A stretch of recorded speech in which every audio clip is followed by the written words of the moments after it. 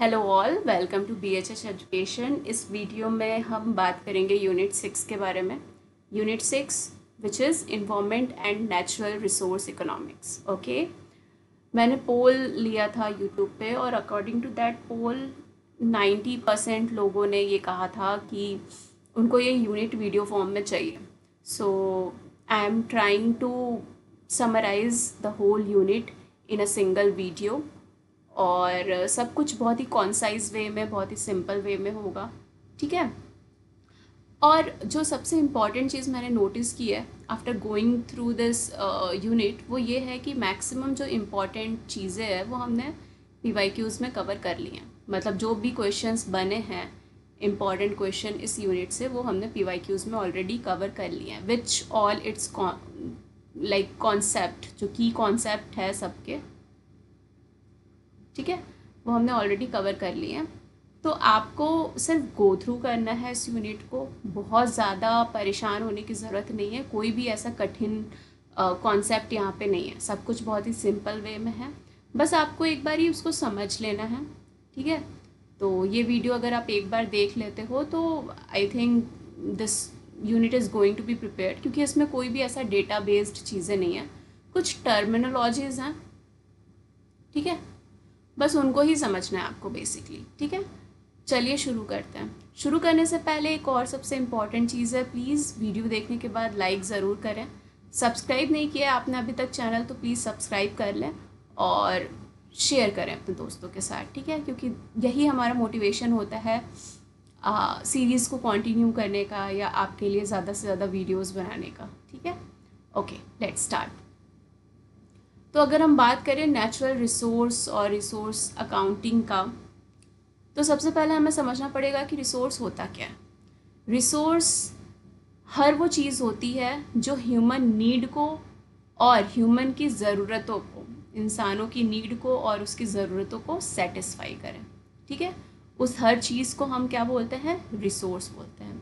Resource के अलग अलग फॉर्म्स हो सकते हैं, जैसे कि नेचुरल एलिमेंट्स भी हो सकते हैं। ठीक है, वाटर, एयर, लैंड भी हो सकता है। साथ ही साथ मैन मेड आर्टिफिशियल चीज़ें भी हो सकती है, यानी कि रिसोर्स कुछ भी हो सकता है, वो नेचुरल चीज़ भी हो सकती है और मैन मेड या आर्टिफिशियल आइटम्स भी हो सकते हैं। ठीक है, हर वो चीज़ जो ह्यूमन नीड को और ह्यूमन वांट्स को सेटिस्फाई करेगा, that is called it as resource. That could be food, water, air, minerals और garments, textile, car, scooter, anything. Okay, anything. And human skill को भी इन्हेंस करने के लिए जो भी चीज़ें चाहिए, for example you are using some software, different languages, as well as tools. ठीक है, टूल्स और मशीन्स, ये सब ह्यूमन यूज़ के लिए है, स्किल के लिए है। कंप्यूटर, तो ये सब क्या है हमारे लिए? रिसोर्स हैं। रिसोर्स कोई भी ऐसी चीज़ जो ह्यूमन नीड को और ह्यूमन वांट को सेटिस्फाई करे, that is called resource. Scarcity and growth. Scarcity मतलब कमी होना, कमी होना मतलब लिमिटेड अवेलेबिलिटी। रिसोर्स की जब भी कभी कहीं भी लिमिटेड अवेलेबिलिटी है उसके डिमांड के अकॉर्डिंग, तो हम बोलेंगे स्कार्सिटी है, कमी है। ओके, फॉर एग्जांपल कि एक क्लासरूम है, एक क्लासरूम में 100 बच्चे बैठे हुए हैं। ठीक है, और आपको इन 100 बच्चों को डिस्ट्रीब्यूट करना है। सपोज़ नोटबुक्स डिस्ट्रीब्यूट करनी है।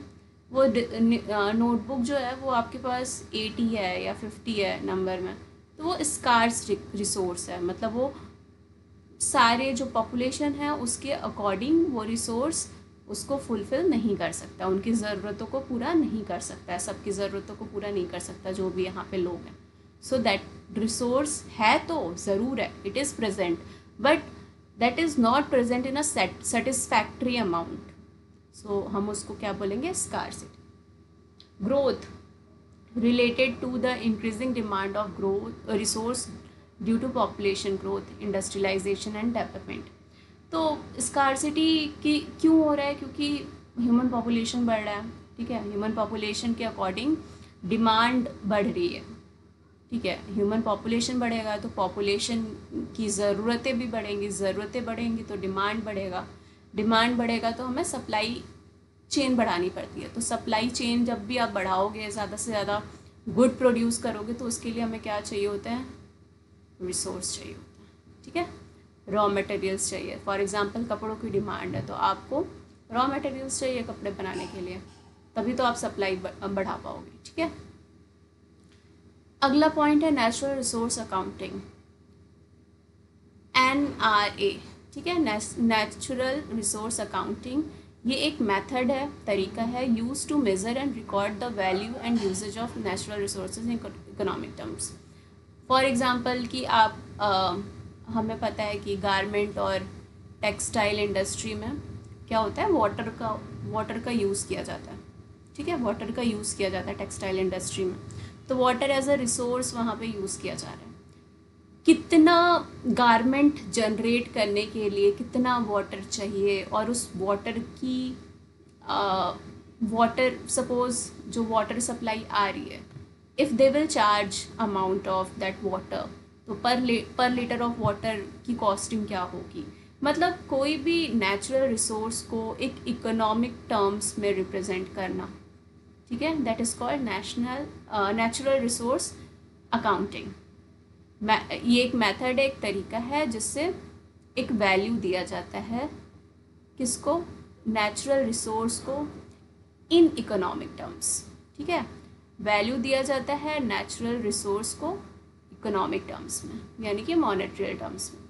फॉर एग्जांपल आपने अपनी NCERT के बुक में पढ़ा होगा, इकोलॉजी वाला ही चैप्टर है जिसमें उसमें बताया गया है कि जो हमें ऑक्सीजन मिलता है नेचर के थ्रू, वो हम फ्री ऑक्सीजन ले रहे हैं, लेकिन अगर वही ऑक्सीजन के लिए हमें पे करना पड़े तो पता नहीं ट्रिलियंस ऑफ डॉलर्स एक इंसान को पे करना पड़ेगा for consuming oxygen in his और हर होल लाइफ स्पैन। ठीक है, तो कुछ ऐसा डेटा जैसा वहाँ पे आपके NCERT बुक में दिया हुआ है। तो द ओवरऑल स्टोरी को शॉर्ट करते हुए कंक्लूड करते हुए आई वुड लाइक टू से कि NRA क्या होता है। NRA नेचुरल रिसोर्स अकाउंटिंग एक तरीका है, एक मेथड है जिससे नेचुरल रिसोर्स को एक वैल्यू दिया जाता है, और वो वैल्यू किसके टर्म्स में दिया जाता है, इकोनॉमिक टर्म्स में दिया जाता है। That's it. ओके, अगर हम नेचुरल रिसोर्स को क्लासीफाई करते हैं तो based on so many things इसको अलग अलग तरीक़ों से क्लासीफाई किया जा सकता है। ठीक है, ओरिजिन के बेसिस पे हम बात करें तो बायोटिक हो सकता है, एबायोटिक हो सकता है। बायोटिक यानी कि लिविंग ऑर्गेनिजम्स, एबायोटिक यानी कि नॉन लिविंग ऑर्गेनिजम्स। ठीक है, मतलब non living things, not organism. So biotic में सारे के सारे एनिमल, प्लांट्स, सब कुछ, और उनसे जो भी रिसोर्स बन सकता है। For example fossil fuel living organisms के थ्रू ही बनता है। ठीक है, तो ये एक तरह का बायोटिक रिसोर्स हो गया, नेचुरल रिसोर्स हो गया। वाइल वाटर, एयर, मिनरल्स ये सारे के सारे एबायोटिक नेचुरल रिसोर्स हुए। ठीक है, रिन्यूएबिलिटी के बेसिस पे, मतलब कि अगर एक बार आप इन रिसोर्स को, नेचुरल रिसोर्स को कंज्यूम कर रहे हो तो क्या वो वापस से रीन्यू हो सकते हैं या नहीं। ठीक है, तो रिन्यूएबिलिटी के हिसाब से रिन्यूएबल रिसोर्स उनको कहते हैं जो कि रिप्लेनिश हो सकते हैं नेचुरली ओवर द टाइम, जैसे कि सोलर एनर्जी, विंड, फॉरेस्ट। ठीक है, ये सारे के सारे ओवर द टाइम रिप्लेनिश हो सकते हैं। लेकिन नॉन रिन्यूएबल रिसोर्सेज जैसे कि ये कुछ फिक्स्ड क्वांटिटी में है, फिक्स्ड अमाउंट में, अगर आप उनका यूज़ कर रहे हो, एक्सटेंसिव यूज़ कर रहे हो, तो ओवर द टाइम वो ख़त्म हो सकते हैं। ठीक है, सो ऐसे रिसोर्स यानी कि कोल, ऑयल, मिनरल्स एक्सेट्रा। अब डेवलपमेंट के बेसिस पे बात करेंगे तो ये आपका प्रीवियस ईयर क्वेश्चन आया हुआ था PYQs। ठीक है, दिस इज़ इम्पॉर्टेंट। तो डेवलपमेंट के बेसिस पे ये इम्पॉर्टेंट है, इस पे क्वेश्चन आया। डेवलपमेंट के बेसिस पे हमारे रिसोर्स दो तरह के होते हैं, that is potential resource and actual resource. Potential resource ऐसा रिसोर्स है जिसको वो है तो इट इज़ अवेलेबल। ठीक है, अवेलेबल तो है लेकिन उसका यूज़ अभी तक नहीं किया गया। ठीक है, known to exist but not get used, अभी तक यूज़ नहीं किया गया है। एग्जाम्पल में untrapped solar power in desert, desert में बहुत सोलर पावर है लेकिन उसका एक्सटेंसिव यूज़ नहीं किया गया है। ठीक है, उसको कंज्यूम नहीं किया गया है, तो ऐसे रिसोर्स को हम बोलेंगे पोटेंशियल रिसोर्स, जो अवेलेबल तो हैं लेकिन हम उसे यूज़ नहीं कर रहे हैं। ठीक है, एक्चुअल रिसोर्स क्या होता है, बीइंग यूज्ड करेंटली, अभी जिनका इस्तेमाल किया जा रहा है with known quantity and quality, उनका क्वालिटी और क्वांटिटी भी हमें पता है। एग्जांपल जैसे कि पेट्रोलियम रिज़र्व, जो पेट्रोलियम रिज़र्व यूज़ हो रहा है उनका पता है कि यहाँ पे पर्टिकुलर जगह पे जो भी साइट होगी यहाँ पे कितना पेट्रोलियम पाया जा सकता है, किस ग्रेड का किस क्वालिटी का पेट्रोलियम पाया जा सकता है, और उसको कंज्यूम कर रहा हूँ प्रेजेंट में। ठीक है, दैट इज़ एक्चुअल रिसोर्स। तो वंस अगेन ये बहुत इंपॉर्टेंट है, आप याद ही रखना है आपको, पोटेंशियल रिसोर्स क्या होता है, एक्चुअल रिसोर्स क्या होता है। ये क्वेश्चन डेफिनेटली आएगा, डेफिनेटली आएगा, 80 to 100% श्योर ये एक क्वेश्चन तो आएगा। ठीक है, ये किसी भी फॉर्म में पूछ सकता है, आपको मल्टीपल चॉइस क्वेश्चन के फॉर्म में पूछ सकता है, sorry match the column form में पूछ सकता है, या फिर सिंगल MCQ में पूछ सकता है। ठीक है, नेक्स्ट है डिस्ट्रीब्यूशन के बेसिस पर जब हम बात करेंगे तो दो तरह के रिसोर्स होते हैं, नेचुरल रिसोर्स होते हैं। पहला है यूबिक्यूटियस रिसोर्स, जो हर जगह पाया जाता है जैसे कि सनलाइट और एयर। दूसरा है लोकलाइज्ड रिसोर्स, जो कि कुछ सर्टेन प्लेसेस पे पाया जाता है जैसे कि गोल्ड और petroleum. So this is not very hard, इसमें कुछ भी ऐसा नहीं है जो आपको नहीं समझ में आएगा, सब कुछ बहुत ही सिंपल था। ठीक है, तो हम ओरिजिन के बेस पे, सॉरी अलग अलग बेसिस पे क्लासीफाई कर रहे थे नेचुरल रिसोर्स को। पहला था ओरिजिन के बेसिस पे, बायोटिक के बायोटिक, दूसरा था रिनेबिलिटी के बेसिस पे, रिनेबल नॉन रिनेबल, तीसरा था डेवलपमेंट के बेसिस पे, दैट इज़ पोटेंशियल और एक्चुअल, चौथा है डिस्ट्रीब्यूशन के बेसिस पे, यूबिक्यूटियस और लोकलाइज्ड। ठीक है, आगे जब हम बात करेंगे क्लासिफिकेशन का कि आप इन रिसोर्सेज को कैसे कैसे क्लासीफाई कर सकते हो, तो ब्रॉडली इनको दो तरीके से क्लासीफाई किया जा सकता है कि ये रीन्यू हो सकते हैं या नहीं, इस बेसिस पे। तो बेसिस ऑफ क्लासिफिकेशन क्या हो गया, ये रीन्यू हो सकते हैं या नहीं, रिन्यूएबल वर्सेस नॉन रिन्यूएबल। तो रिन्यूएबल की बात करें हम तो कैन रीजनरेट नेचुरली ये रीजनरेट हो जाते हैं ओवर द टाइम, जैसे कि सोलर, विंड, वाटर, फॉरेस्ट। ठीक है, एक बार सन से एनर्जी आई, आपने उसको यूज़ किया, आपने उससे क्या बनाया, सोलर पैनल लगा करके आपने इस एनर्जी को यूज़ किया, इलेक्ट्रिसिटी बना लिया सपोज। ठीक है, इलेक्ट्रिसिटी बना करके यूज़ कर लिया, तो अगले ही मोमेंट दूसरी सनलाइट आ जाएगी जिसको आप दोबारा से यूज़ कर सकते हो। ऐसा नहीं है कि आपके यूज़ करने से ये सनलाइट ख़त्म हो गई। ठीक है, so that's why we are calling it as renewable resource. Okay, same with wind, water and forest. Next है नॉन रिन्यूएबल। नॉन रिन्यूएबल मतलब जिसको हम रिप्लेनिश ना कर सकें, रिजनरेट ना कर सकें ह्यूमन लाइफ स्पैन में। हो सकता है कि वो हो जाए, वो रिन्यू हो जाए, रिप्लेनिश हो जाए ओवर द टाइम, लेकिन ह्यूमन लाइफ एरा में तो नहीं होगा। ठीक है, मतलब उसको मिलियंस बिलियंस ऑफ ईयर्स लगेंगे, जैसे फॉसिल फ्यूल और मिनरल्स का फॉर्मेशन, ये क्या है, मिलियंस और बिलियंस ऑफ द ईयर लगता है। ठीक है, तो ह्यूमन लाइफ स्पैन में तो ये नहीं हो पाएगा, so that's why we called it as non renewable resource. अगला एक टर्म है फिजिकल अकाउंटिंग। फिजिकल अकाउंटिंग का मतलब होता है, physical accounting involves quantifying natural resource in physical unit like tons, hectares, cubic metre rather than monetary terms. अभी देखो, आप ऊपर एक कंपैरेटिव वे में आपको बताती हूँ। आपने देखा था नेचुरल रिसोर्स अकाउंटिंग, अकाउंटिंग में हम क्या कर रहे थे, इसको मॉनेट्रियल यानी कि इकोनॉमिक टर्म्स दे रहे थे। ठीक है, इसको हम इकोनॉमिक टर्म में बता रहे थे, लेकिन अगर हम बात करें फिज़िकल अकाउंटिंग की, तो फिज़िकल अकाउंटिंग में हम एग्जैक्टली क्या कर रहे हैं, हम इसको फिज़िकल यूनिट के फॉर्म में डिवाइड कर रहे हैं। फॉर एग्जांपल जैसे मैंने कहा कि आपको एक पेट्रोलियम रिज़र्व मिला, ठीक है, पेट्रोलियम रिजर्व मिला तो आप उसको एक यूनिट के फॉर्म में वो कर सकते हो कि एग्जैक्टली कितना क्वांटिटी में नेचुरल रिसोर्स वहाँ पे प्रेजेंट होगा। तो ऊपर वाले में हम क्या कर रहे थे, इकोनॉमिक्स टर्म दे रहे थे, ठीक है, मॉनेटरी टर्म दे रहे थे, वैल्यू दे रहे थे एक, लेकिन यहाँ पे हम क्या कर रहे हैं, एक फिजिकल यूनिट दे रहे हैं, ठीक है, रेदर देन मॉनेटरी टर्म्स। ये आपको याद रखना है।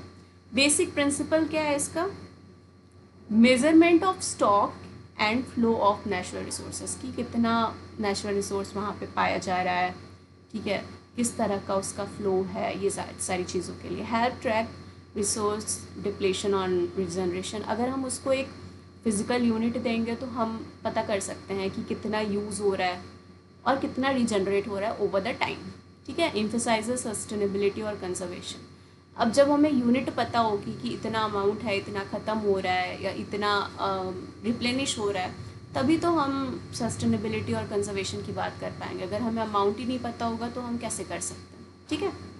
कंजर्वेशन की बात हम कर ही नहीं सकते हैं अगर हमें आइडिया नहीं होगा कि हाँ 70% या suppose 80% resource has been used, ठीक है। वो तभी पता होगा जब हमें उसकी क्वांटिटी पता होगी। आई बात समझ में, ठीक है। अब फिजिकल अकाउंटिंग करने के क्या क्या एडवांटेजेस हो सकते हैं। Easy to understand and visualise, simple है, इसमें कोई समझाने वाली बात नहीं है। Useful of ecological and sustainability assessment, हम असेसमेंट कर सकते हैं, ठीक है, कि कितना क्वांटिटी है, कितना क्वांटिटी यूज़ करना चाहिए, कितना क्वांटिटी सस्टेनेबिलिटी के पॉइंट ऑफ व्यू से बचा के रखना चाहिए इस नेचुरल रिसोर्स का। तो ये सारी की सारी चीज़ें हमें असेसमेंट में हेल्प करती है, ठीक है। अकाउंटिंग हम जो कर रहे हैं वो हमें असेसमेंट में हेल्प करेगा। Support planning for resource conservation, assessment के बाद नेक्स्ट स्टेप है कंजर्वेशन। पहले हम क्या करेंगे, समझेंगे, ऑब्जर्वेशंस करेंगे, विजुअलाइजेशन करेंगे, उसके बेसिस पे असेसमेंट करेंगे। असेसमेंट के बाद ही हम क्या कर सकते हैं, कंजर्वेशन प्लानिंग कर सकते हैं, कंजर्वेशन कर सकते हैं। डिसएडवांटेज क्या होता है इसका, does not account for market value और इकोनॉमिक इम्पैक्ट, ये एक फिजिकल टर्म देता है, मार्केट वैल्यू के बारे में नहीं बताता है, ठीक है।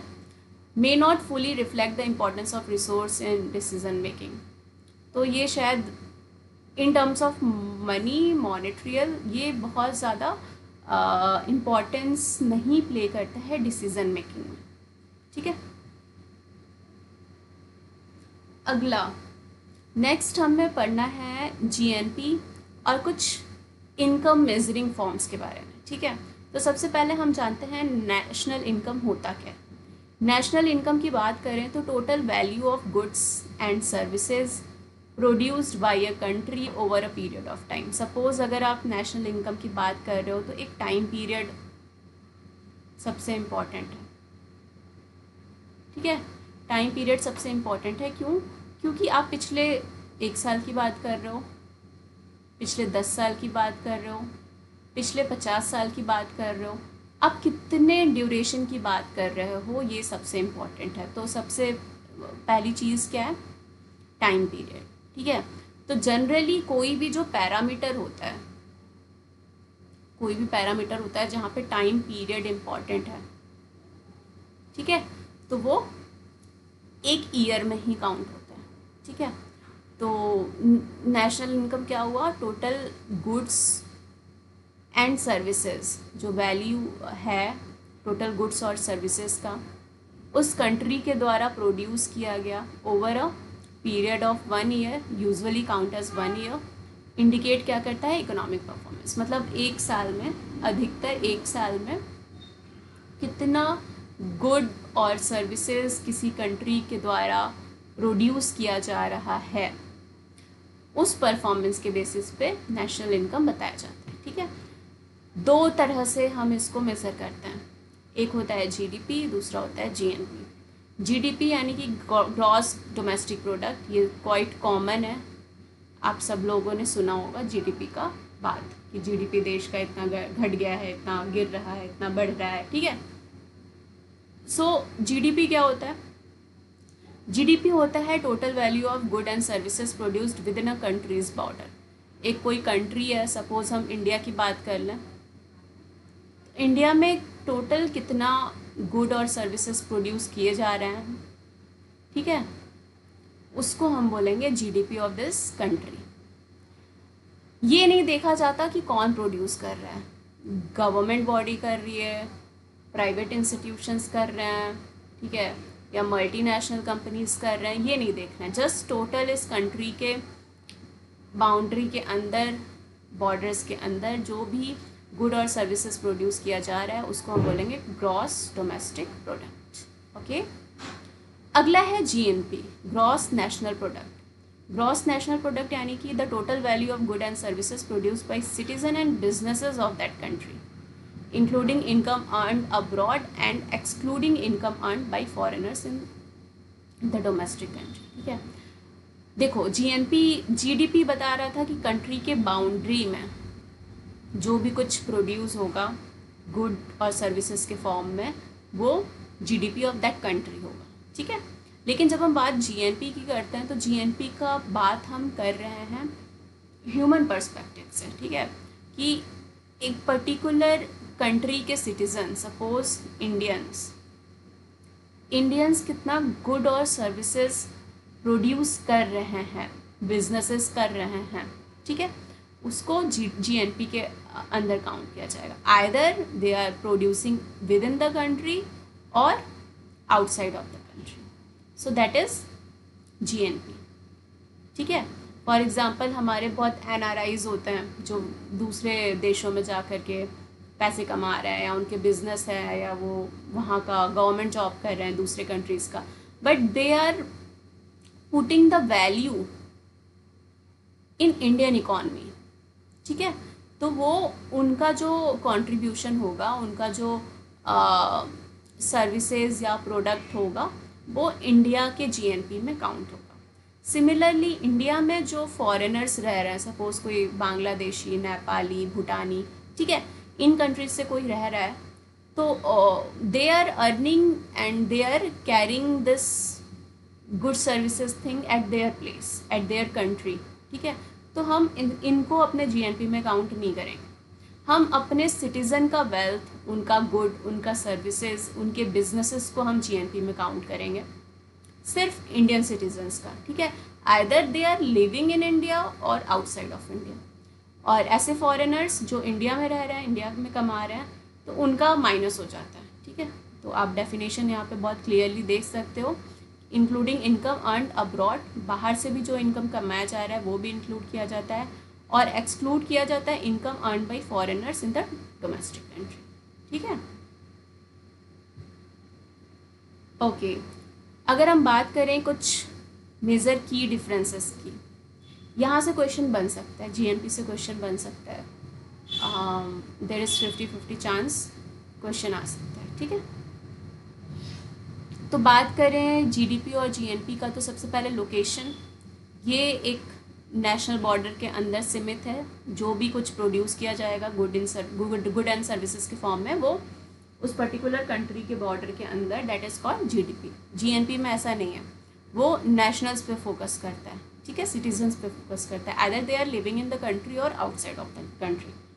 नेक्स्ट है फॉरेन इनकम, इसमें इग्नोर किया जाता है फॉरेन इनकम को, इसमें क्या किया जाता है, इंक्लूड किया जाता है फॉरेन इनकम को, और एक्सक्लूड किया जाता है डोमेस्टिकली अर्नड बाय फॉरेनर्स, मतलब जो विदेशी आकर के पर्टिकुलर नेशन में कमा रहे हैं उनको वो माइनस करते हैं, ठीक है, क्योंकि because they are carrying their money at their place, at their country. Okay, used for, GDP का यूज़ किया जाता है मेज़र करने के लिए इकोनॉमिक एक्टिविटी को, ठीक है, कि पर्टिकुलर कंट्री में क्या इकोनॉमिक स्टेटस चल रहा है, कितना गुड एंड सर्विसेज दिया जा रहा है या प्रोड्यूस हो रहा है ओवर द टाइम। जबकि जीएनपी की बात करें तो मेज़र होता है इसमें total national income including global participation, total income measure कर रहे हैं of country, sorry in country as well as of country, okay, दोनों। अब हम एडवांटेजेस और डिसएडवांटेजेस की बात करें तो जीडीपी का एडवांटेज क्या है कि ये मेज़र करता है domestic economic activity accurately, economic चीज़ों को तो बहुत अच्छे से एक्यूरेटली मेजर करता है, ठीक है। कैलकुलेट करना इजी है और सबसे ज़्यादा यूज़ किया जाता है जीडीपी का। यूज़फुल फॉर कंपेयरिंग इकोनॉमीज़, अलग अलग कंट्रीज़ की, जैसा कि मैंने बताया ही शुरू में कि न्यूज़ में जीडीपी चर्चा में होता है कि पाकिस्तान का जीडीपी इतना गिर गया, श्रीलंका का इतना गिर गया, ठीक है, इंडिया का इतना ग्रो कर रहा है। तो एक कंपैरेटिव डेटा सेट के लिए इसको काफ़ी यूज़ किया जाता है इन टर्म्स ऑफ इकोनॉमिक्स, ठीक है।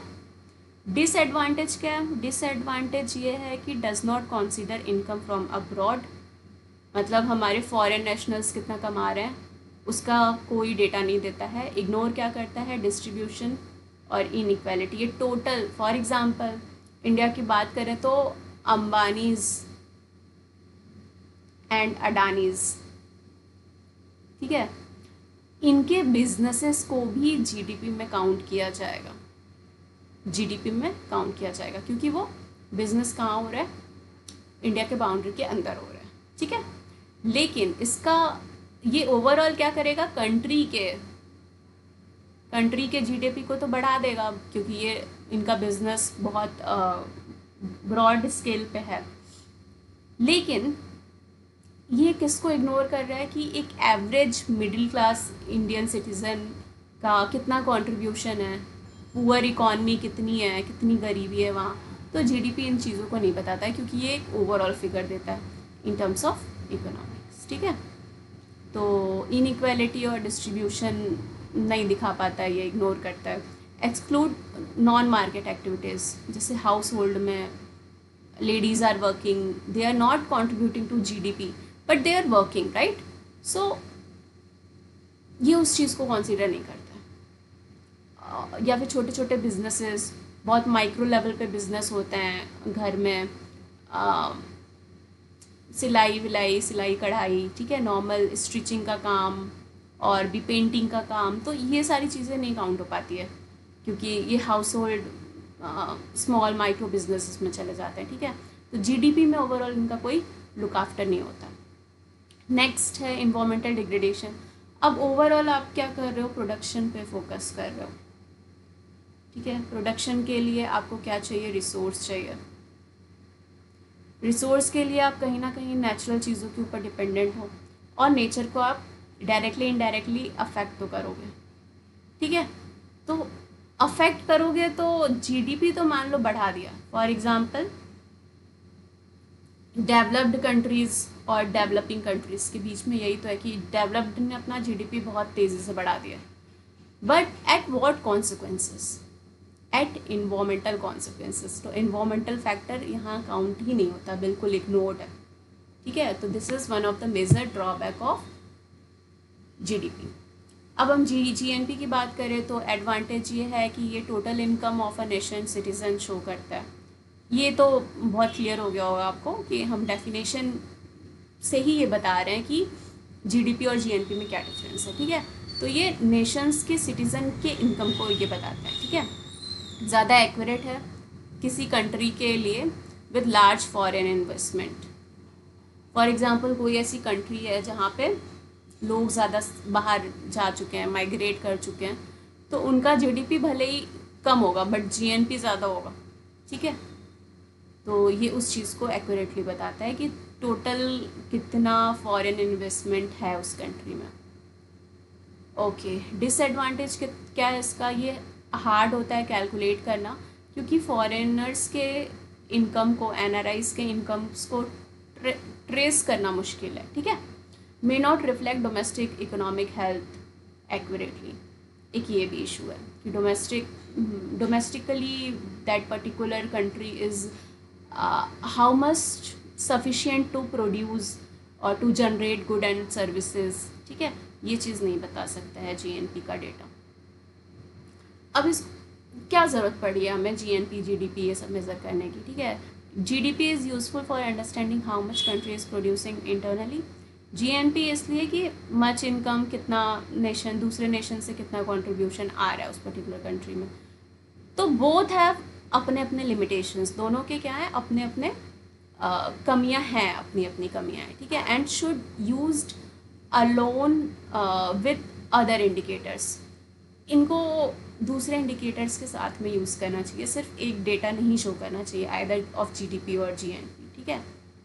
जैसे कि HDI, GNI और इन्वामेंटल मैट्रिसेस, इन सब के साथ अगर आप ओवरऑल डेटा शो कर रहे हो तो इसीलिए ना किसी भी कंट्री के सिर्फ जीडीपी पे नहीं जाना चाहिए, ठीक है। हो सकता है कि अंबानी जैसा इंसान ही सिर्फ जीडीपी में कंट्रीब्यूट कर रहा हो, ओके। नेक्स्ट है economic status, welfare and environmental economics की बात करें हम तो इकोनॉमिक स्टेटस और वेलफेयर क्या होता है। नेट इकोनॉमिक वेलफेयर, जिसको न्यू कहते हैं, ये आप इम्पॉर्टेंट मान सकते हो। तो न्यू क्या करता है, adjust to traditional economic indicator like GDP by including the value of environmental quality, leisure and non market activities and by subtracting negative effect like pollution, ठीक है। तो नेट इकोनॉमिक वेलफेयर एक डेटा सेट देता है, GDP के साथ साथ कुछ और भी पैरामीटर्स हैं जैसे environmental quality, non market activities जैसे कि हाउस होल्ड वाली चीज़, ठीक है, इन सबको इंक्लूड करके एक डेटा देता है और माइनस करता है पॉल्यूशन फैक्टर, ठीक है। So that's Y it is more in term like more good in terms of environmental aspect, और इसीलिए शायद आप इसको यहाँ पे पढ़ रहे हो, ठीक है। तो नेट इकोनॉमिक वेलफेयर कि वेलफेयर के लिए एक्चुअली में आपने कितना इकोनॉमिकली गेन किया है, okay. So pollution is a negative factor, तो वो यहाँ से क्या होगा, माइनस होगा, सब्सट्रैक्ट होगा, ठीक है। पर्पस क्या है इसका, to provide a more realistic measure of countries to wellbeing and economic progress, कि थोड़ा और रियलिस्टिक पिक्चर दे, थोड़ा असलियत बताए कि किसी भी कंट्री में कितना वेलबींग के साथ इकोनॉमिक प्रोग्रेस हुआ है, ठीक है।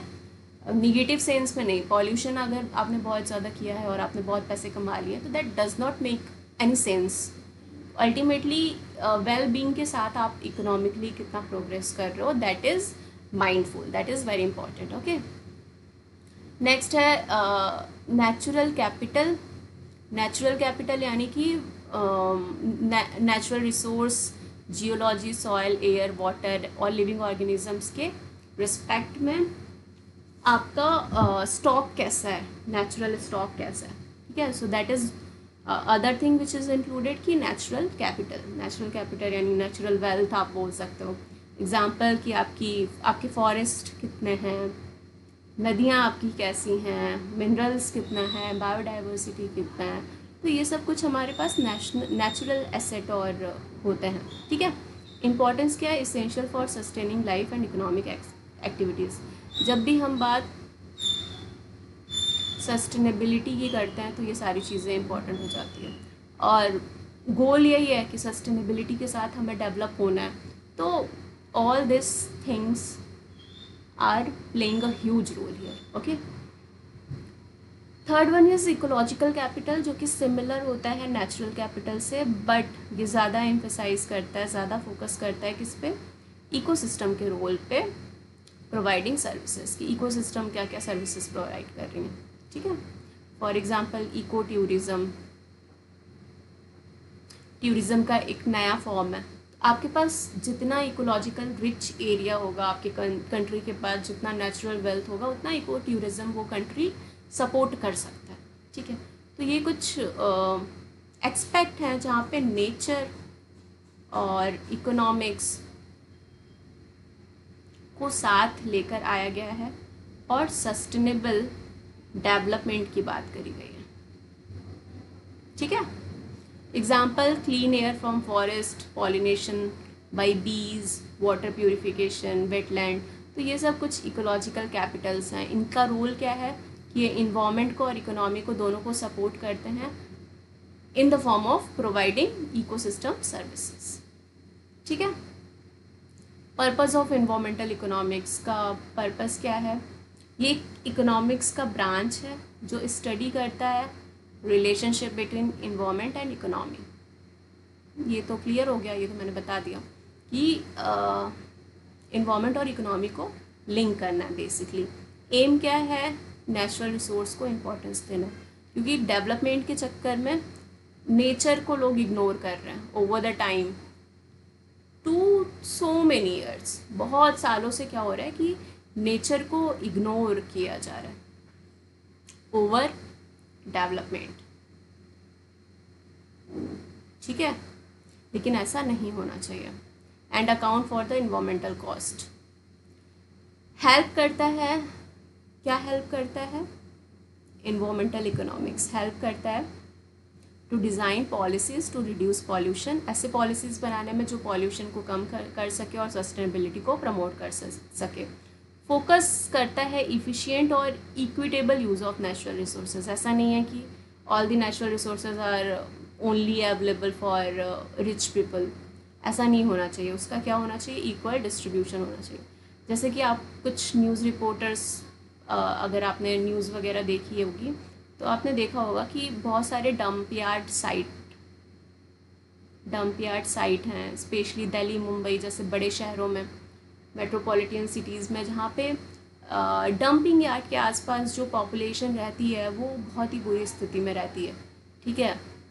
There is constantly leaching of pollutant from dumping yard, और वो पूरा ड्रेनेज की तरह यहाँ पे डंपिंग यार्ड के आसपास जो भी वाटर बॉडी होती है, कुआं, तालाब, मतलब पूरा एकदम ब्लैक पानी, और they are consuming it actually, क्योंकि वो वहाँ पे रह रहे हैं, झुग्गी झोपड़ियों में रह रहे हैं, गरीब लोग हैं, they are the poor people.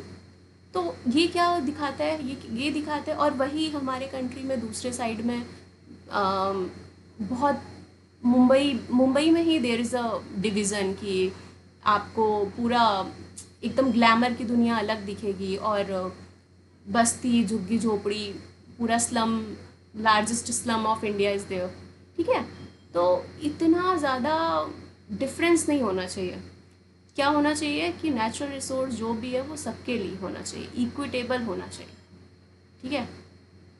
सो इस चीज़ों पे इफ़िशिएंटली इस पे फोकस करना है कि जो डिस्ट्रीब्यूशन हो रिसोर्सेज का वो इक्विटेबल हो, सब में बराबर हो। मेन गोल क्या है? इंश्योर करना, मेक श्योर करना कि सस्टेनेबल डेवलपमेंट पे फोकस किया जाए, correct market failure like externalities को कम करना चाहिए, promote environmental protection through incentives and regulations. Environment को प्रोटेक्ट करने के लिए इंसेंटिव्स और अलग अलग रेगुलेशन गाइडलाइंस बढ़ानी चाहिए, ठीक है। ओके, डिफेंसिव एक्सपेंडिचर की बात करें हम, तो expenditure made to protect oneself और the environment from harm caused by economic activities. ये वही बात है कि सपोज़ आपने एक प्लांट लगाया, किसी चीज़ का इंडस्ट्री सेटअप किया, ठीक है, और उसमें से आप धुआं निकाल रहे हो, एयर पॉल्यूशन कर रहे हो, फिर उसके बाद एयर को प्यूरीफाई करने के लिए अलग अलग मशीन्स इंस्टॉल कर रहे हो, करोड़ों का बजट पास कर रही है गवर्नमेंट, खर्चा कर रही है, तो ये वही है डिफेंसिव एक्सपेंडिचर, ठीक है। जैसे कि example, buying air purifiers due to pollution. अब पॉल्यूशन कर दिया इतना, अब एयर प्यूरीफायर्स लेकर के घूमते हैं लोग, ठीक है। पॉल्यूशन नहीं करना था ना, अगर आपने सस्टेनेबिलिटी पे ध्यान दिया होता तो पॉल्यूशन नहीं होता, तो ये आपका अननेसेसरी जो डिफेंसिव एक्सपेंडिचर का खर्चा है वो बचता। सिमिलरली आपने नदी के रिवर फ्रंट वाले एरियाज़ पे आपने बड़ी बड़ी बिल्डिंग्स लगा दी है। अब जब नदियों का पानी बढ़ेगा तो बाढ़ आएगी, तो बाढ़ को बचाने के लिए, बाढ़ से लोगों को प्रोटेक्ट करने के लिए आप फ्लड रिलीफ फंड रिलीज़ करोगे, ठीक है। फिर सब मिल कर के बाढ़ से प्रभावित क्षेत्र को और लोगों को प्रोटेक्ट करेंगे। तो ऐसा करना ही नहीं था, वहाँ बिल्डिंग बनाते ही नहीं, बाढ़ की समस्या ही नहीं आती। अगर आप एरिया, कोई भी रिवर है, ठीक है, रिवर को आप नैरो डाउन कर दोगे, बिल्डिंग्स बनाते जाओगे, तो बरसात के मौसम में ये बढ़ती हैं नदियाँ, ठीक है। ये इनका रिवर कैचमेंट एरिया होता है। अगर आप यहीं बिल्डिंग्स बनाओगे तो नदियाँ कहाँ जाएंगी भाई? नदियाँ तो अपनी जगह पे है ना, आप अंदर घुस आए हो, इसलिए बाढ़ आपको मिल रहा है। आ रही बात समझ में?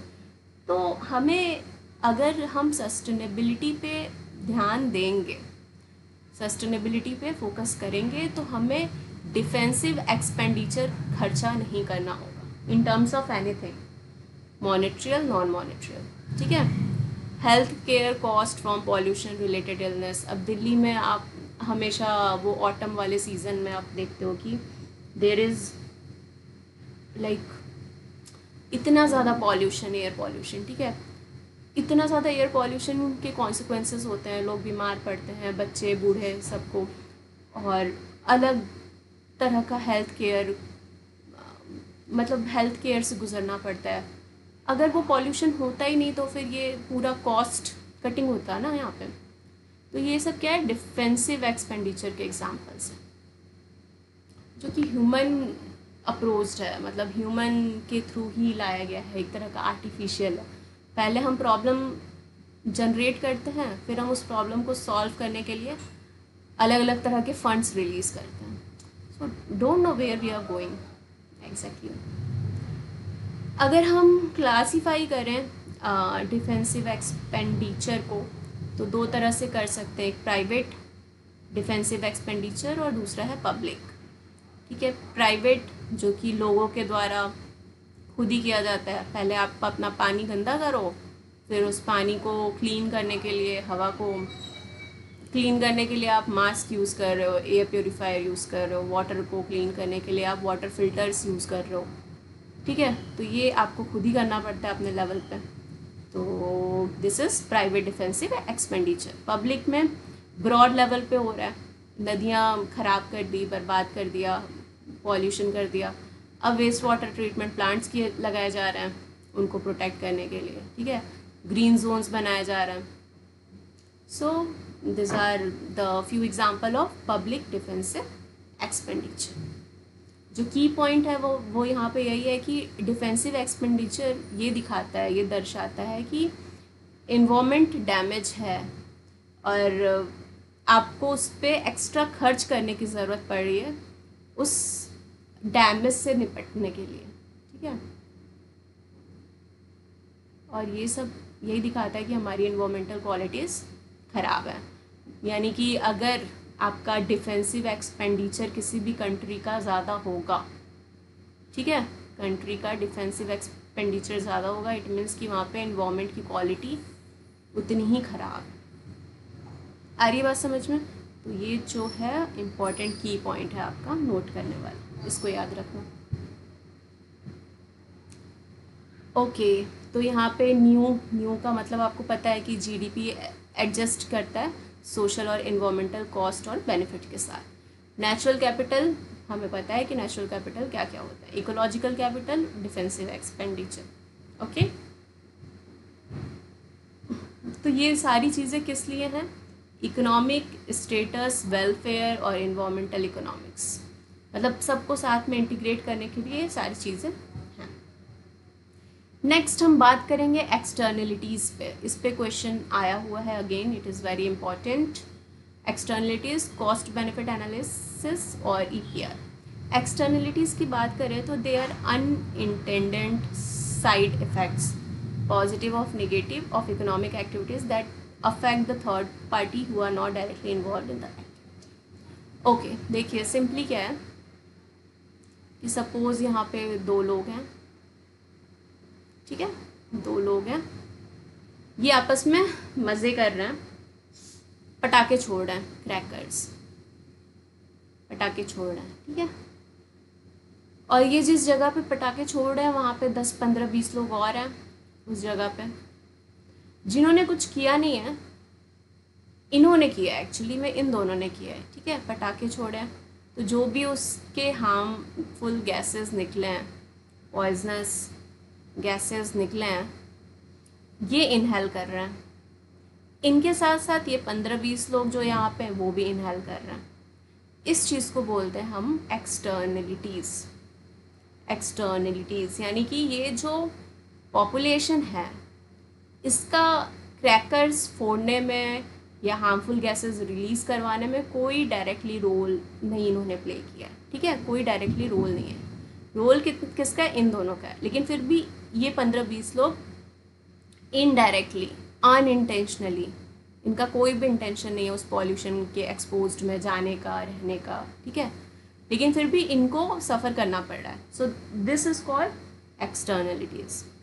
अब एक्सटर्नलिटीज़ दो तरह के हो सकते हैं, पॉजिटिव और निगेटिव। निगेटिव तो मैंने बता दिया कि हार्मफुल गैसेस इनको भी इनहेल करना पड़ रहा है और that leads to the consequences of different type of diseases. Okay, positive क्या हो सकता है कि ये दोनों मिल करके पेड़ लगा रहे हैं, ये दोनों मिल करके पेड़ लगा रहे हैं, ठीक है, और इस पेड़ से निकलेगा ऑक्सीजन, ये ऑक्सीजन 15-20 लोग ये भी कंज्यूम कर रहे हैं, तो it's a kind of positive externalities. Okay, कि ऑक्सीजन पेड़ लगाया तो उससे बहुत लोगों को फ़ायदा हो रहा है, लगाया तो दो नहीं है, तो वो पॉजिटिव भी हो सकता है, निगेटिव भी। तो एक्सटर्नलिटीज़ मतलब third party unintentionally get its effect, either it could be side effect or positive effect, anything based on this। तो इसके आपको एग्जाम्पल्स याद रखना, ये बॉक्स याद रख लेना सिंपली। इम्पैक्ट क्या होता है, एक्सटर्नलिटीज़ वो थर्ड पार्टी कुछ भी हो सकता है, वो सोशल हो सकता है, सोसाइटी हो सकती है, इकोलॉजिकल फैक्टर्स हो सकते हैं और इकोनॉमिक फैक्टर्स भी हो सकते हैं, ठीक है। तो इन सब को बहुत ज़्यादा समझाने की मुझे ज़रूरत नहीं है, बस आप थर्ड पार्टी को उसके जगह इन्हें समझ लेना और आपको ओवरऑल पिक्चर समझ आ जाएगी कि किसकी बात कर रहा है एग्जैक्टली, ठीक है। नेक्स्ट है cost benefit analysis, that is called CBA। CBA एक मेथड है use to compare the total expected cost and benefit of a project और policy to determine it if it is worthwhile. तो cost benefit analysis में हम यही देखते हैं कि सपोज़ कोई भी प्रोजेक्ट या कोई भी पॉलिसी लाई गई है, ठीक है, कोई भी प्रोजेक्ट या पॉलिसी लाई गई है, तो उसका एक कंपैरेटिव एनालिसिस होता है कि ये कितना पॉजिटिव है, कितना निगेटिव है, कितना यूज़फुल है, कितना हार्मफुल है। तो एक total expected cost benefit analysis होता है, ठीक है, जिसको हम बोलते हैं CBA, कॉस्ट बेनिफिट एनालिसिस। मतलब कि सपोज कोई आप हाइड्रो पावर प्रोजेक्ट लगा रहे हो, तो लगाने से पहले भी देखा जाता है, बाद में भी देखा जाता है कि जितना पैसा हम इसमें लगा रहे हैं उसके मतलब उतना इनपुट के बाद हमें क्या क्या आउटपुट मिल रहा है। आउटपुट जिस प्रोजेक्ट में ज़्यादा दिखता है वहीं पे ज़्यादा इन्वेस्टमेंट भी होता है, ठीक है। तो सबसे पहले हम आइडेंटिफाई करते हैं द प्रोजेक्ट और पॉलिसी, ठीक है, कि क्या प्रोजेक्ट है, क्या पॉलिसी है। फिर उसके बाद एस्टिमेट करते हैं कितना खर्चा लगेगा, खर्चा in terms of cost, economic as well as social. For example hydro power project लगा रहे हो तो जहाँ पे भी लगाओगे वहाँ आसपास के लोगों को वहाँ से डिस्प्लेस करना पड़ेगा, आपको डैम बनाना पड़ेगा, आपको रिजर्वॉयर बनाना पड़ेगा, फिर उसका प्रॉपर पंपिंग स्टेशन, एडमिनिस्ट्रेटिव पूरा बिल्डिंग्स वगैरह बनाने पड़ेंगे, ठीक है। तो लोगों को डिसलोकेट करना पड़ेगा। सोशल फैक्टर्स, तो आप सब कुछ एस्टिमेट करते हो कि पैसा कितना लगेगा, कितने लोगों को वहाँ से हटाना बढ़ाना पड़ेगा, फिर इन लोगों को भी मॉनेटरी सपोर्ट देना पड़ता है, इतने लोगों की खेत जाएंगी, इतने लोगों का घर जाएगा, ठीक है। और इन्वामेंटल कॉन्सिक्वेंसेस क्या क्या होंगे, यानी कि सपोज़ उस एरिया में फॉरेस्ट है, तो वो फॉरेस्ट आप कट करोगे, डिस्टर्ब करोगे, तो पूरा का पूरा वहाँ पे एक इकोसिस्टम जो बना हुआ है वो हैम्पर्ड हो जाएगा, ठीक है, इकोसिस्टम हैम्पर्ड हो सकता है। तो ये सारी चीज़ों का एक एस्टिमेशन होता है। Estimate all the benefit, short term, long term, सारे के सारे बेनिफिट आप देखोगे, फिर कंपेयर करोगे कि कितना खर्चा हो रहा है और कितना बेनिफिट मिल रहा है उनको, और उनके बेसिस पे आप क्या करते हो, डिसीजन लेते हो। So this is the process of cost benefit analysis, ठीक है। 5 स्टेप्स से आइडेंटिफाई करना, कॉस्ट एस्टिमेट करना, बेनिफिट एस्टिमेट करना, कंपेयर करना कॉस्ट और बेनिफिट को, और फिर उसके अकॉर्डिंग डिसीजन लेना। एडवांटेज क्या होता है इसका कि वाइजली डिसीज़न लेने में हेल्प करता है, ऐसे कुछ रैंडमली आप नहीं डिसाइड कर सकते, आप प्रॉपर बेनिफिट ओरिएंटेड डिसीज़न लोगे। कंसीडर करते हो आप इकोनॉमिक और नॉन इकोनॉमिक सारे factors, useful for policy evaluation and planning, policies बनाने के लिए, पॉलिसीज़ को चेकआउट करने के लिए कि ये जो पॉलिसी गवर्नमेंट के द्वारा लाई गई थी वो कितनी इफ़ेक्टिव हुई। For example Beti Bachao Beti Padhao policy लाई गई थी, ठीक है, तो उसमें हम देखते हैं कि 5 साल जब ये पॉलिसी चली तो उसके क्या क्या हमें पॉजिटिव्स मिले, क्या क्या नेगेटिव्स मिले, कितना खर्चा लगा इसमें। तो कॉस्ट बेनिफिट एनालिसिस बिफोर भी हो सकता है, बिफोर द पॉलिसी और प्रोजेक्ट, और आफ्टर भी हो सकता है, after the completing of that policy और प्रोजेक्ट। ठीक है। डिसएडवांटेज क्या होता है? डिफ़िकल्ट होता है असाइन करना, मॉनेटरी वैल्यू देना, इन्वायरमेंटल फैक्टर्स को कंसीडर करना। आपको एक फ्यूचरिस्टिक, जब भी आप बिफोर कर रहे हो तो आपको एक फ्यूचरिस्टिक अप्रोच रखना होता है, बट रियल टाइम में चीज़ें चेंज हो सकती हैं। हो सकता है कि आपको पहले बेनिफिट ज़्यादा दिखा था, लेकिन after the execution of policy या प्रोजेक्ट आपके बेनिफिट्स कम हुए और आपको इकोनॉमिकली ज़्यादा लॉस हुआ, या सोशली ज़्यादा लॉस हुआ, या इन्वामेंटली लॉस हुआ। ठीक है। तो ये सब डिसएडवांटेज भी होता है इसका। मे ओवरलुक इक्विटी और डिस्ट्रीब्यूशन इम्पैक्ट, वही बात जो मैंने बोली है। Risk of bias and estimating future cost and benefit. अब हो भी सकता है कि जो इंसान कर रहा था वो एक तरफा उसने डिसीज़न लिया, उसने ज़्यादा इन्वायरमेंट को ध्यान नहीं दिया, या सोशल इम्पैक्ट को उसने ज़्यादा ध्यान नहीं दिया। ठीक है। वो बेनिफिट्स पे, इकोनॉमिक टर्म्स पे उसने ज़्यादा फोकस्ड रखा अपना। तो ये सारी चीज़ें है कि भाई इक्वल डिस्ट्रीब्यूशन तो इम्पॉर्टेंट है ना। जैसे 4 फैक्टर हैं तो चारों फैक्टर 25% के हिसाब से वेटेज रखने चाहिए। ऐसा नहीं हो कि आपके लिए इकोनॉमिक वैल्यू ज़्यादा है ओवर द इन्वायरमेंट और सोशल। ठीक है। तो ये सारे चीज़ों के लिए बायसनेस आते हैं। अगला है एक्सटेंडेड प्रोड्यूसर रिस्पॉन्सिबिलिटी। ये भी इम्पॉर्टेंट है, ये भी PYQ में आया है क्वेश्चन। ठीक है। एक्सटेंडेड प्रोड्यूसर रिस्पॉन्सिबिलिटी यानी कि EPR ये एक पॉलिसी अप्रोच है that make producer responsible for the entire life cycle of their product, specially for take back, recycling and the final. देखो EPR क्या है, शॉर्ट में बता देती हूँ। EPR एक तरह का रिस्पॉन्सिबिलिटी बनाया जाता है। सपोज आपने एक चिप्स खाया। ठीक है। आपने एक चिप्स खाया, तो इस चिप्स कंपनी का जो ओनर होगा वो रिस्पॉन्सिबल है कि आप इसको खा के कहाँ फेंक रहे हो, फिर ये कहाँ जा रहा है। ठीक है। फिर इसका क्या होना चाहिए, फिर अल्टीमेटली रिसाइकलिंग, लैंड फिलिंग। तो मतलब जो प्रोड्यूसर है उसी की रिस्पॉन्सिबिलिटी है कि वो जो भी पॉल्यूशन का सोर्स वो जनरेट कर रहा है, वो उसी की रिस्पॉन्सिबिलिटी है कि वो टेक बैक करे, उसको रिसाइकल करे या फिर फाइनल डिस्पोजल तक जाए। ठीक है। फॉर एग्जांपल पहले वो जो पेप्सी का बॉटल ग्लास वाला चलता था, तो वो क्या था, एक्सटेंडेड प्रोड्यूसर रिस्पॉन्सिबिलिटी था कि लोगों ने पिया, फिर वो रीफिल के लिए वापस जाता है उनका कंटेनर, देन फिर वो वॉश्ड होके वापस से नया कंटेनर। तो वो एक साइक्लिक सिस्टम था।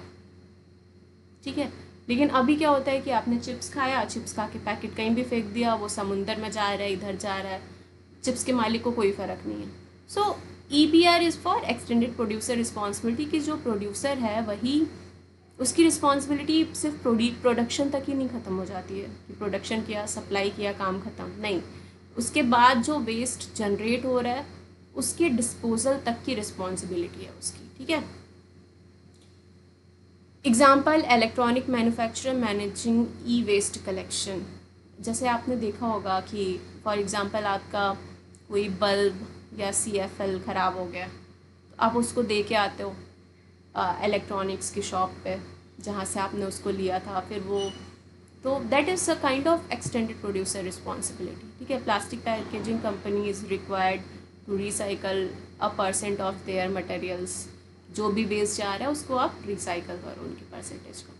तो ये सारे रेगुलेशंस भी बहुत ज़रूरी हैं कंपनीज़ के ऊपर, प्रोड्यूसर्स के ऊपर, कि वो रिस्पॉन्सिबिलिटी उठाएं व्हाट दे आर प्रोड्यूसिंग उस चीज़ की। ठीक है। एडवांटेज क्या होता है, रिसाइकलिंग और वेस्ट रिडक्शन पे फोकस होता है, रिसाइकल ज़्यादा से ज़्यादा किया जाता है। एज अ रिज़ल्ट वेस्ट कम होता है, इको फ्रेंडली होता है। जैसे वो जो शीशी होता था पेप्सी वाला, थम्सअप वाला, तो वो बहुत ही इको फ्रेंडली मॉडल था, पता नहीं क्यों बंद कर दिया, हर चीज़ को प्लास्टिक से रिप्लेस कर दिया, but that was eco friendly approach. Shift waste management को शिफ्ट करता है, कॉस्ट में रिडक्शन आता है, ठीक है। पब्लिक टू प्रोड्यूसर्स हेल्प करता है एनवायरमेंट पॉल्यूशन को कंट्रोल करने में। ओके, सो हमने देखा externalities, positive externalities, negative, cost benefit analysis और EPR.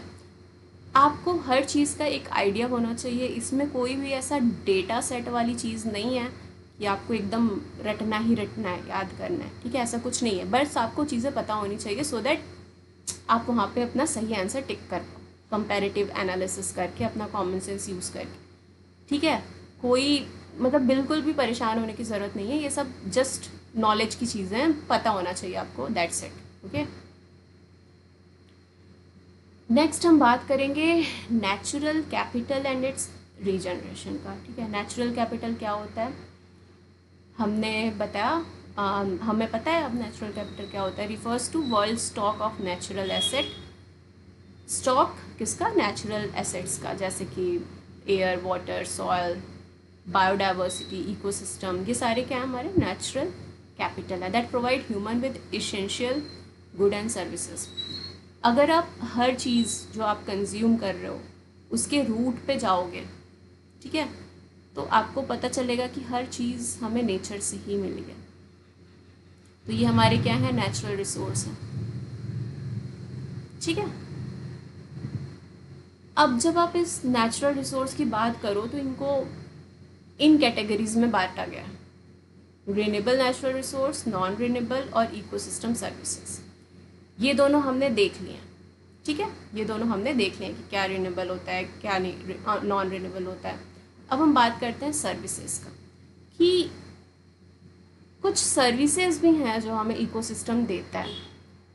Benefit provided by ecosystem to human, ecosystem से ह्यूमन बीइंग को क्या क्या बेनिफिट है, जैसे कि साफ पानी, पॉलिनेशन, पॉलिनेशन होता है तभी फूड जनरेशन होता है एक तरह से, ठीक है, पूरा का पूरा एग्रीकल्चर इस पर टिका हुआ है। नेक्स्ट है क्लाइमेट रेगुलेशन, क्लाइमेट को भी रेगुलेट करने का काम करता है इकोसिस्टम, ठीक है। तो ये सारी चीज़ें आती हैं इकोसिस्टम सर्विसेज के अंदर। अब हम इन सर्विसेज को अलग अलग तरीके से क्लासीफाई कर सकते हैं, ठीक है। इस हिसाब से हम इकोसिस्टम सर्विसेज को 4 क्लास में बांट सकते हैं, 1, 2, 3 एंड 4। पहला है प्रोविजनिंग सर्विसेज, यानी कि प्रोविजनल स्टोर टाइप, मतलब मटेरियल गुड्स के फॉर्म में, जैसे कि फूड, वाटर, टिम्बर, मेडिसिन, ये सब आप नेचर से कंज्यूम कर रहे हो, ठीक है। दूसरा है रेगुलेटिंग सर्विसेज, रेगुलेटिंग मतलब जो नेचुरल प्रोसेस है उसको कंट्रोल करना, जैसे क्लाइमेट रेगुलेट करना, ज़्यादा गर्मी बढ़ती है तो फिर मॉनसून सीज़न आता है, मॉनसून के बाद फिर विंटर सीज़न आता है, फिर समर सीज़न आता है, ठीक है। रूट्स जो होते हैं प्लांट के, हाई रूट प्लांट्स, वो क्या करते हैं? बाढ़ को रोकते हैं, पानी को ट्रैप आउट करके रखते हैं, ठीक है, तो फ्लड कंट्रोल होता है। और रेगुलेटिंग में ही आपका आता है पॉलिनेशन। तो ये सारे रेगुलेटिंग सर्विसेज हैं, इसमें पॉलिनेशन वाला क्वेश्चन पूछ लेता है, इंपॉर्टेंट है, ठीक है। तो ये इकोसिस्टम सर्विसेज आपको याद रखना है। तीसरा है सपोर्टिंग सर्विसेज, ये कुछ नेसेसरी सर्विसेज होती हैं, जैसे कि नेचुरल सिस्टम के ही थ्रू, इकोसिस्टम के ही थ्रू सॉइल का फॉर्मेशन होता है, फोटोसिंथेसिस होता है, न्यूट्रिएंट साइक्लिंग होती है, ये सब ह्यूमंस थोड़े ना करते हैं, ये इकोसिस्टम में हो रहा है, इवेंचुअली ये चीज़ें हो रही हैं। तो ये सपोर्टिंग सर्विसेज हैं जो लाइफ को सस्टेन करने के लिए ज़रूरी हैं, नेसेसरी हैं, ज़रूरी ही हैं, ठीक है, इनका कोई ऑल्टरनेटिव नहीं है। चौथा है कल्चरल सर्विसेज, कल्चरल यानी कि कोई मटेरियल बेनिफिट नहीं है इनका, रिक्रिएशन है, स्पिरिचुअल वैल्यू है और एस्थेटिक एप्रिसिएशन है। फॉर एग्जांपल आप फॉरेस्ट में जाते हो, आपको अलग तरह की वाइब फील होती है, आपको वहाँ पे एक अलग इन्वामेंट मिलता है, there are so many birds, जो उनकी आवाज़ सुन करके आप एक अलग ही फील करते हो, तो वो एक एस्थेटिक वैल्यू है, ठीक है। स्पिरिचुअल वैल्यू, नेचर को हमेशा कल्चर के साथ कनेक्ट करते हैं, तो वो स्पिरिचुअल वैल्यू है। तो ये सारी चीज़ें कल्चरल सर्विसेज में आती हैं, ओके। तो ये था इकोसिस्टम सर्विसेज का part. Again I am saying कि इट इज़ वेरी इंपॉर्टेंट, ये आप पढ़ के जाना, ठीक है। ओके, अगला है cause of natural capital degradation. Natural capital degradation के क्या क्या कॉज हैं, मतलब कि आपको अभी पता है कि नेचुरल कैपिटल क्या है। हमारा जो भी नेचुरल वेल्थ है that is called natural capital. Degradation यानी कि इनको ख़राब कर रहे हैं, ठीक है।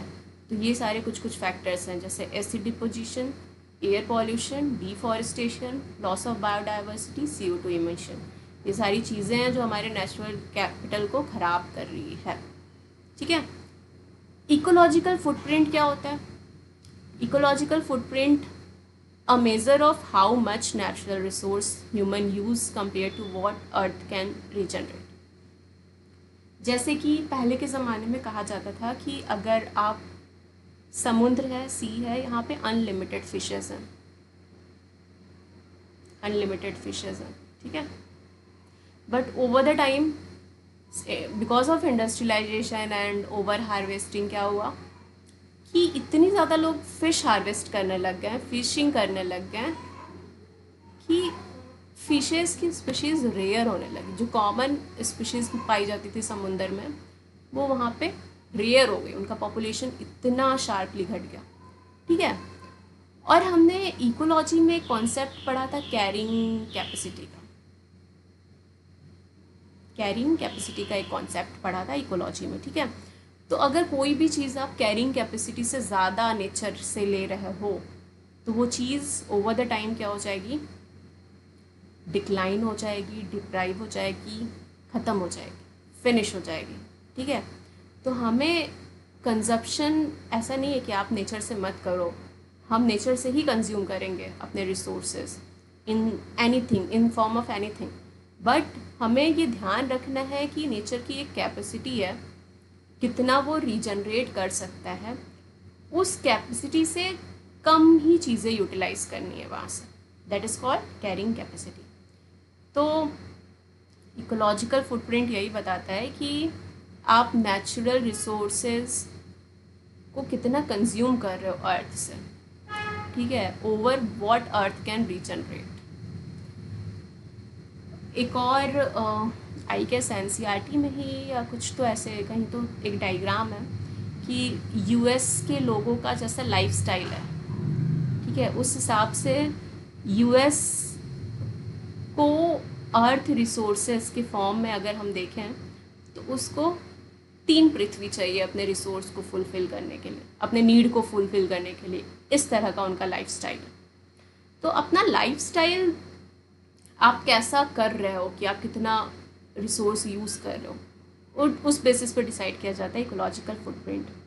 की इश्यूज़ क्या हैं? Humanity is using more resource than the planet can sustainably provide.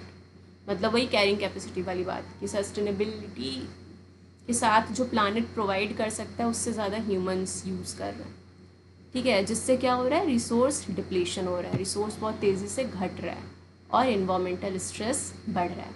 So this factor is called ecological footprint. Man's disproportionate use of natural resources, मतलब कोई भी प्रपोर्शनेट नहीं, एक्सप्लॉयटेटिव वे में यूज़ किया जा रहा है अर्थ के रिसोर्सेज को, ठीक है। ओवर कंज्यूम कर रहे हैं, इंडस्ट्रियलाइजेशन बढ़ाए जा रहे हैं, वेस्ट जनरेशन कर रहे हैं, और ये इन सब से क्या हो रहा है, इकोलॉजिकल इम्बैलेंस क्रिएट हो रहा है। Developed nations often have a much higher ecological footprint than the developing nation because of their lifestyle, ठीक है। Importance of preserving and regenerating natural capital, क्यों हमारे लिए ज़रूरी है कि हम नेचुरल कैपिटल को प्रिजर्व करें या उसको रीजनरेट होने दें, ठीक है। To ensure long term availability of essential resources. अब अपने नदियों को इतना मत ख़राब कर दो कि वो एकदम ड्रेनेज बन जाए और सूख जाए, फिर ख़त्म हो जाए, फ्यूचर जनरेशन्स के लिए बचेगा ही नहीं, है ना। Maintains ecosystem stability and resilience, इसलिए ज़रूरी है क्योंकि इकोसिस्टम बचा रहे, ठीक है, उसकी स्टेबिलिटी बची रहे। इकोलॉजी में हमने पढ़ा था कि स्टेबिलिटी कब बचेगी, जब ज़्यादा से ज़्यादा बायोडाइवर्सिटी होगी, ठीक है, ज़्यादा से ज़्यादा बायोडाइवर्सिटी होगी। बायोडाइवर्सिटी कम होएगी तो इकोसिस्टम उतना ही अनस्टेबल होगा, और अनस्टेबल होगा तो उसका रेजिलियंस कैपेसिटी ख़त्म हो जाएगा, मतलब कोई भी एक फैक्टर और इकोसिस्टम ख़त्म वहाँ से। ठीक है, आग लग गई तो पूरा का पूरा ग्रास लैंड फील्ड ख़त्म। नेक्स्ट है support health wellbeing and future economic growth. सही बात है, हेल्थ वेलबींग हमारे लिए, अगर हम अपने नेचुरल रिसोर्स को कंजर्व नहीं करेंगे तो अल्टीमेटली ह्यूमन पॉपुलेशन भी अर्थ से ख़त्म हो जाएगा ओवर द टाइम, अगर ऐसे ही सीन चलता रहा तो। ठीक है, तो अपने वेलबींग के लिए भी ये ज़रूरी है कि हम अपने नेचुरल रिसोर्स को कंजर्व करें, प्रोटेक्ट करें और सस्टेनेबिलिटी तरीके से उसको यूज़ करें। ठीक है, हेल्प कम्बाट क्लाइमेट चेंज और बायोडाइवर्सिटी लॉस को रोकने में भी ये मददगार साबित होगा। की पॉइंट क्या है? Regenerating natural capital means protecting, restoring and sustainably managing nature to ensure ecosystem can continue supporting life. तो ये सारी चीज़ें हमको इसलिए करना है कि हमारा अर्थ अल्टीमेटली लंबे समय तक लाइफ को सपोर्ट कर सके। ऐसा नहीं है कि हम इतना एक्सप्लॉइट कर रहे हैं अर्थ को, नेचुरल रिसोर्स को, कि वो सब कुछ ख़त्म हो जाए और लाइफ ही रुक जाए यहाँ पे। ठीक है, तो वो ह्यूमन एग्जिस्टेंस के लिए भी थ्रेट है। ठीक है, ह्यूमन एग्जिस्टेंस के लिए भी ये थ्रेट है। So here is the flow chart में भी बाकी सारी चीज़ें हैं। इकोसिस्टम सर्विसेज आप पढ़ लेना, कॉजेज़ ऑफ डिग्रेडेशन देख लेना। सो बहुत ही कॉन्साइज वे में यहाँ पे दिया हुआ है। ये material I will share with you guys, okay. और बिल्कुल टेंशन नहीं लेना, आपने जो पढ़ा है ना वो वेल सफिशिएंट है। बस आप PYQs अच्छे से देख के जाना, अच्छे से क्वेश्चंस करके जाना। कोई डाउट हो तो आप कमेंट सेक्शन में कमेंट कर सकते हो। I usually reply all those important comments. ठीक है, और बिल्कुल टेंशन नहीं लेना, आपने जो भी पढ़ा है ना अब तक with material, with my videos, I think it is more than like 70 to 80% तो आप कर लोगे, अगर आपने अच्छे से फोकस्ड वे में प्रिपेयर किया है, रैदर दैन 1-2 दिन में ही सारे वीडियोस देख लिया, सब कुछ कर लिया। ठीक है, सो आई होप कि आप अच्छे से एग्ज़ाम कर पाओ अपना, और जो भी होगा जैसा भी होगा आप कमेंट सेक्शन में कमेंट करते रहना, बिफोर एंड आफ्टर एग्ज़ाम देने के बाद भी आपको लगता है कि हाँ ये यूज़फुल रहा नहीं रहा, मतलब जो भी आपके थॉट्स हैं। ठीक है, you are free to share. Okay, thank you for watching this video, and please don't forget to like, subscribe and share. Okay, thank you so much for watching this.